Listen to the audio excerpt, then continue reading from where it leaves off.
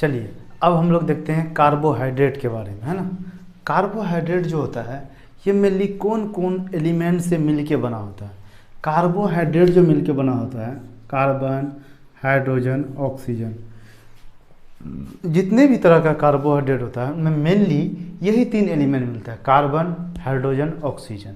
चलिए नेक्स्ट क्या है, 1 ग्राम carbohydrate provide 16.8 kilo joule of energy. 1 gram carbohydrate से कितना एनर्जी मिलता है, 16.8 किलो जूल ऑफ एनर्जी।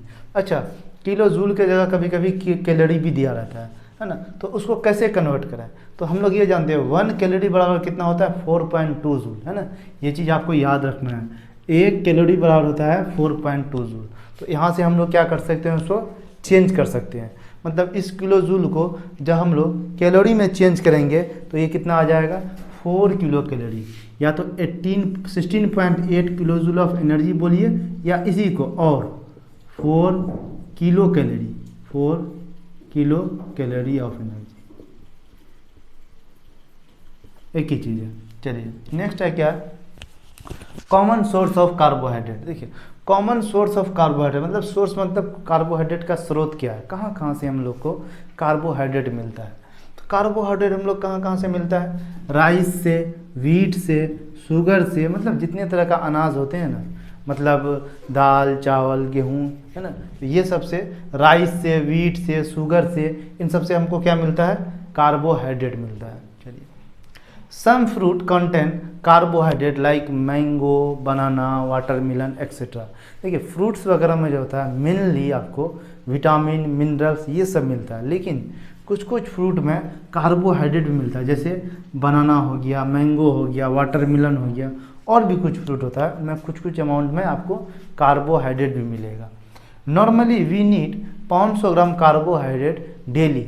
हमको per day 500 gram carbohydrate intake करना चाहिए, है ना। 500 ग्राम कार्बोहाइड्रेट अपने बॉडी को देना चाहिए। वो आप डिफरेंट फॉर्म में दे सकते हैं, वो राइस के फॉर्म में दे सकते हैं, वीट के फॉर्म में दे सकते हैं, है ना। हम लोग जो रोटी खाते हैं वो किसका, वीट का ही तो बना होता है ना। हम लोग शुगर, चीनी वगैरह यूज करते हैं तो वो भी क्या है, कार्बोहाइड्रेट है। और कुछ फ्रूट्स वगैरह से भी हम लोग को कार्बोहाइड्रेट मिल जाता है, जैसे कि बनाना, मैंगो, वाटरमेलन। कितना हम लोग को कार्बोहाइड्रेट पर डे लेना चाहिए, 500 ग्राम, है ना। If we take excess of carbohydrate then it deposited in our body in the form of fats and glycogen. अगर इनसे ज़्यादा, 500 से ज़्यादा आप कार्बोहाइड्रेट इंटेक कर रहे हैं पर डे, तो ये धीरे धीरे क्या होगा, हमारे बॉडी में डिपॉजिट होता चले जाएगा, है ना। तो वो किस फॉर्म में डिपॉजिट होगा, फैट के फॉर्म में, ग्लाइकोजन के फॉर्म में, है ना। अब देखते हैं कार्बोहाइड्रेट से फैट कैसे बन जाता है, कार्बोहाइड्रेट से ग्लाइकोजन कैसे बन जाता है। तो कार्बोहाइड्रेट से फैट में चेंज हो जाता है, कार्बोहाइड्रेट फिर ग्लाइकोजन में चेंज होता है। कब चेंज होता है, जब हम उसको एक्सेस अमाउंट में लेने लगते हैं हमारे शरीर में, है ना। जब कार्बोहाइड्रेट फैट में चेंज हो जाता है, इस प्रोसेस को बोलते हैं लाइपोजेनेसिस। क्या बोलते हैं, लाइपोजेनेसिस। देखिए जेनेसिस वर्ड कहीं भी आ जाए इसका मतलब होता है जनरेट होना, बनना। लाइपो जो वर्ड लिया गया, ये लाइपो, ये लिया गया लिपिड से। लिपिड ही का दूसरा नाम होता है फैट, है ना। फैट को हम लोग लिपिड ही बोलते हैं। तो इसका मतलब क्या, लिपिड का जेनेसिस हो रहा है, लिपिड बन रहा है ना। जेनेसिस मतलब बनना, मतलब लिपिड का बनना। किससे बनना, कार्बोहाइड्रेट से। तो इस प्रोसेस को क्या बोलते हैं, लाइपोजेनेसिस। उसी तरह कार्बोहाइड्रेट से ग्लाइकोजन का बनना, कार्बोहाइड्रेट से ग्लाइकोजन का बनना, इसको बोलते हैं ग्लाइकोजेनेसिस। क्या बोलते हैं, ग्लाइकोजेनेसिस। मतलब जेनेसिस मतलब बनना, और ग्लाइकोजन, है ना। ग्लाइकोजन का बनना कहाँ से, कार्बोहाइड्रेट से। उस प्रोसेस को क्या बोलते हैं, ग्लाइकोजेनेसिस। और ये ग्लाइकोजेनेसिस जो होता है ये जनरली हमारे किस में होता है, लीवर में पाया जाता है। किस में होता है ये प्रोसेस, लीवर में होता है ना। तो इसको लिख भी सकते हैं, in glycogenesis, in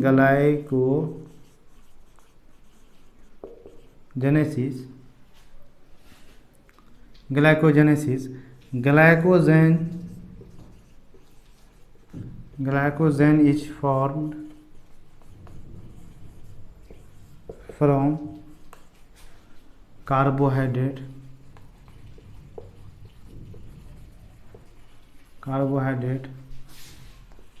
when we intake excess of carbohydrate,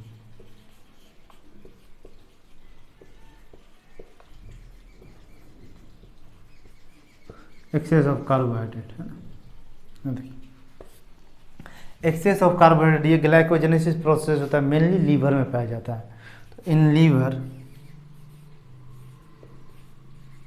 इस पे क्वेश्चन भी आया हुआ है ना, ये ग्लाइकोजेनेसिस प्रोसेस जो होता है कहाँ होता है, लीवर में होता है। इससे रिलेटेड सीटेट में क्वेश्चन आया हुआ है ना, तो इसको लिख लेते हैं, इन लीवर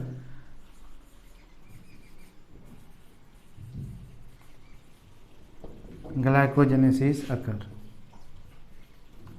ग्लाइकोजेनेसिस कहाँ होता है, लीवर में होता है। ग्लाइकोजेनेसिस में क्या होता है, कार्बोहाइड्रेट जो होता है ये ग्लाइकोजन में चेंज हो गया, इसी प्रोसेस को बोलते हैं ग्लाइकोजेनेसिस। जब हम लोग एक्सेस कार्बोहाइड्रेट का इंटेक करेंगे वो या तो फैट के फॉर्म में चेंज होगा या ग्लाइकोजन के फॉर्म में चेंज होगा। जब फैट के या लिपिड के फॉर्म में चेंज होगा उसको बोलते हैं लाइपोजेनेसिस, और जब ग्लाइकोजन के फॉर्म में चेंज होगा उसको बोलते हैं ग्लाइकोजेनेसिस। चलिए अब हम लोग आगे देखते हैं। स्टार्च जो होता है वही अनदर फॉर्म ऑफ कार्बोहाइड्रेट होता है। मतलब स्टार्च और कार्बोहाइड्रेट में क्या है, कोई बड़ा अंतर नहीं है। देखिए starch is another form of carbohydrate, इसका मतलब हुआ कार्बोहाइड्रेट का ही एक फॉर्म है स्टार्च, है ना। या सिंपली स्टार्च को ये बोले, प्लांट में जो कार्बोहाइड्रेट जिस फॉर्म में स्टोर रहता है उसको बोलते हैं स्टार्च, है ना। या स्टार्च के फॉर्म में प्लांट में कार्बोहाइड्रेट स्टोर रहता है। चलिए अब हम लोग देखेंगे टेस्ट ऑफ कार्बोहाइड्रेट। कैसे हम लोग पता करें किसी भी चीज़ में कार्बोहाइड्रेट है या नहीं, है ना। इसी चीज़ को पता करने के लिए हम लोग कार्बोहाइड्रेट का टेस्ट कराते हैं। कोई भी फूड आइटम लेते हैं और उसमें क्या करते हैं, 2-3 ड्रॉप, है ना, 2-3 ड्रॉप हम लोग डाइल्यूट आयोडीन सॉल्यूशन ना, I2 solution, dilute iodine solution को जब स्टार्च में मिलाते हैं तो हमको कलर मिलता है ब्लू ब्लैक कलर का। कैसा कलर मिलेगा, ब्लू ब्लैक कलर का। किसी भी स्टार्च में अगर जब आप डाइल्यूट आयोडीन सॉल्यूशन को ऐड कीजिएगा तो आपको ब्लू ब्लैक कलर मिलेगा। अगर ब्लू ब्लैक कलर मिला, इससे ये पता चलता है इसमें कार्बोहाइड्रेट है। अगर ब्लू ब्लैक कलर नहीं मिला, है ना, आयोडीन सॉल्यूशन डालने के बाद किसी फूड आइटम में अगर ब्लू ब्लैक कलर नहीं मिला तो हम ये बोलेंगे उसमें स्टार्च क्या है, एब्सेंस है। चलिए एक टेस्ट और होता है, नाम बस सिर्फ याद रखें, इसको बोलते हैं मॉलिस टेस्ट। क्या बोलते हैं, मॉलिस टेस्ट, है ना। मॉलिस टेस्ट किससे रिलेटेड है, ये भी टेस्ट ऑफ कार्बोहाइड्रेट से रिलेटेड है। पहला टेस्ट क्या हो गया, पहला तो ये टेस्ट हुआ, किसी भी स्टार्च में आयोडीन का सोल्यूशन ऐड करेंगे तो ब्लू ब्लैक कलर मिलेगा, है ना, सॉल्यूशन में। अगर मिला तो स्टार्च है, मतलब पॉजिटिव स्टार्च टेस्ट। और दूसरा एक टेस्ट होता है मॉलिस टेस्ट। अब देखिए starch is found in potato, bread, rice, maize, है ना, इन सब चीज़ों में स्टार्च मिलता है। ये सब क्या प्लांट प्रोडक्ट है। चलिए नेक्स्ट है starch is stored form of carbohydrate in plant. ये स्टार्च जो होता है स्टोर्ड फॉर्म ऑफ कार्बोहाइड्रेट होता है प्लांट्स में। किसमें, प्लांट्स में। वहीं जब एनिमल की बात करें, एनिमल में कार्बोहाइड्रेट किस फॉर्म में हमारे बॉडी में या एनिमल बॉडी में स्टोर रहता है, तो उसका जवाब होता है ग्लाइकोजन। क्या होता है, ग्लाइकोजन। स्टार्च कार्बोहाइड्रेट जो होता है वो ग्लाइकोजन के फॉर्म में एनिमल बॉडी में स्टोर रहता है। वहीं कार्बोहाइड्रेट जो होता है वो स्टार्च के फॉर्म में प्लांट बॉडी में स्टोर रहता है। तो स्टार्च और ग्लाइकोजन में अंतर क्या हो, स्टार्च और ग्लाइकोजन दोनों ही कार्बोहाइड्रेट का प्रोडक्ट है, दोनों ही कार्बोहाइड्रेट का अनदर फॉर्म है। स्टार्च जो होता है वो प्लांट में पाया जाता है, ग्लाइकोजन जो होता है वो एनिमल बॉडी में पाया जाता है, बस इतना अंतर है। चलिए, है ना, stored form of carbohydrate. Carbohydrate जो स्टोर रहता है वो 2 फॉर्म में रहता है ना, पहला तो क्या है ग्लाइकोजन, दूसरा क्या है स्टार्च। और प्लांट की बात करें तो क्या हो जाएगा, स्टार्च। और एनिमल की बात करें तो क्या हो जाएगा, ग्लाइकोजन। चलिए अब हम लोग कार्बोहाइड्रेट को 3 डिफरेंट फॉर्म में डिवाइड कर देते हैं। एक को बोलते हैं मोनोसेक्राइड, दूसरे को बोलते हैं ओलिगोसेक्राइड, फिर एक को बोलते हैं पॉलीसेक्राइड। हम लोग किस बेसिस पे ये डिसाइड करते हैं कि ये कार्बोहाइड्रेट मोनोसेक्राइड है, ये कार्बोहाइड्रेट ओलिगोसेक्राइड है, ये कार्बोहाइड्रेट पॉलीसेक्राइड है? समझते हैं। देखिए हम लोग ये जो 3 चीज़ में डिवाइड किए हैं कार्बोहाइड्रेट को on the basis of hydrolysis. किसके बेसिस पे? हाइड्रोलाइसिस के बेसिस पे हम लोग कार्बोहाइड्रेट को 3 कैटेगरी में रखते हैं मेनली। तो हाइड्रोलाइसिस क्या होता है? हाइड्रोलाइसिस ऑफ कार्बोहाइड्रेट का क्या मतलब हुआ? वाटर के प्रेजेंस में कार्बोहाइड्रेट का टूट जाना, है ना। वाटर के प्रेजेंस में कार्बोहाइड्रेट का टूट जाना ही क्या कहलाता है?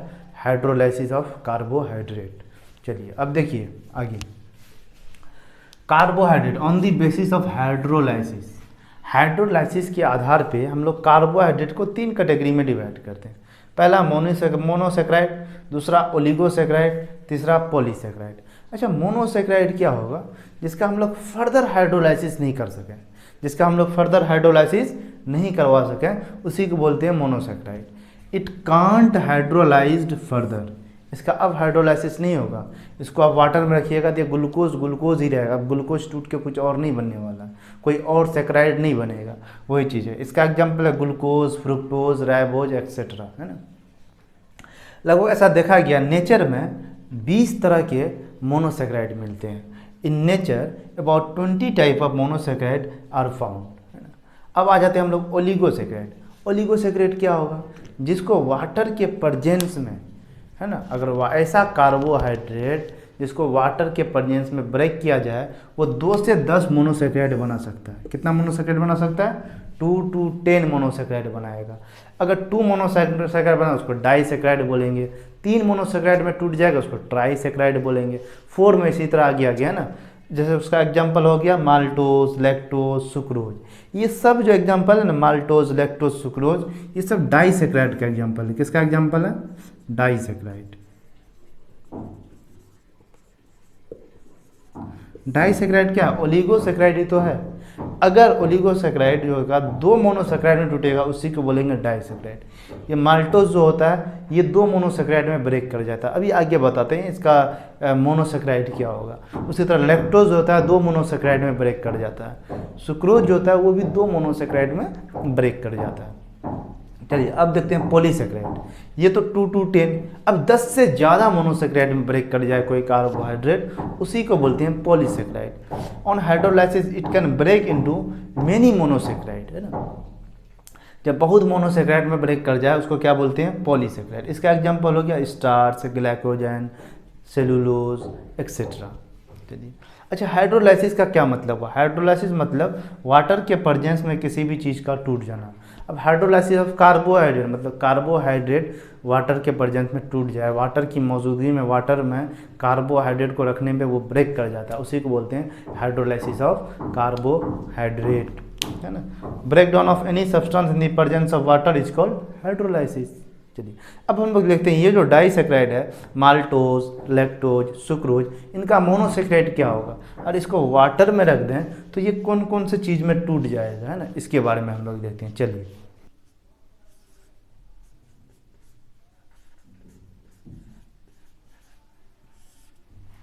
माल्टोज क्या है? माल्टोज एक डाइसेक्राइड है। इसका जब हाइड्रोलाइसिस करेंगे तो हमको क्या मिलेगा? 2 मोनोसेक्राइड मिलेगा, क्योंकि ये ऑलरेडी क्या है? डाइसेक्राइड है। तो माल्टोज का हाइड्रोलाइसिस करवाते हैं।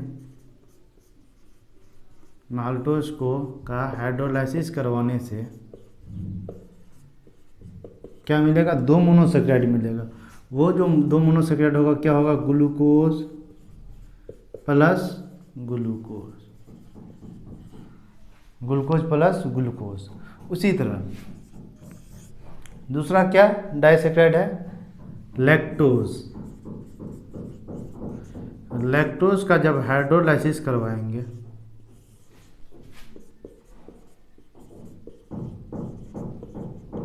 तो क्या मिलेगा? Glucose plus galactose. क्या मिल जाएगा? Glucose plus galactose. उसी तरह तीसरा माल्टोज, लैक्टोज, है ना। तीसरा है क्या है? सुक्रोज। सुक्रोज क्या है? एक डाइसेक्राइड है। इसका हाइड्रोलाइसिस करवाएंगे सुक्रोज का तो 2 मोनोसेक्राइड मिलेगा। क्या मिलेगा? 2 मोनोसेक्राइड। वो मोनोसेक्राइड क्या होगा? एक होगा ग्लूकोज प्लस क्या हो जाएगा? फ्रुक्टोज,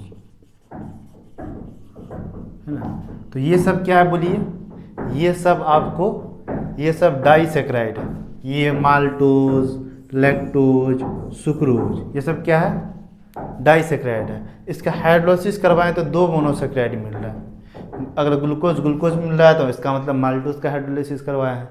ग्लूकोज गैलेक्टोज मिल रहा है तो लैक्टोज का हाइड्रोलाइसिस करवाएं। ग्लूकोज फ्रुक्टोज मिल रहा है तो सुक्रोज का हाइड्रोलाइसिस करवाएं। तो इसी के साथ कार्बोहाइड्रेट टॉपिक खत्म हुआ। अब हम लोग नेक्स्ट जो बात करने वाले हैं वो करेंगे प्रोटीन के बारे में, है ना। प्रोटीन दूसरा मैक्रोन्यूट्रिएंट्स है ना, कार्बोहाइड्रेट के बाद। चलिए, तो अब हम लोग प्रोटीन को अच्छे से देखेंगे डिटेल में। ओके।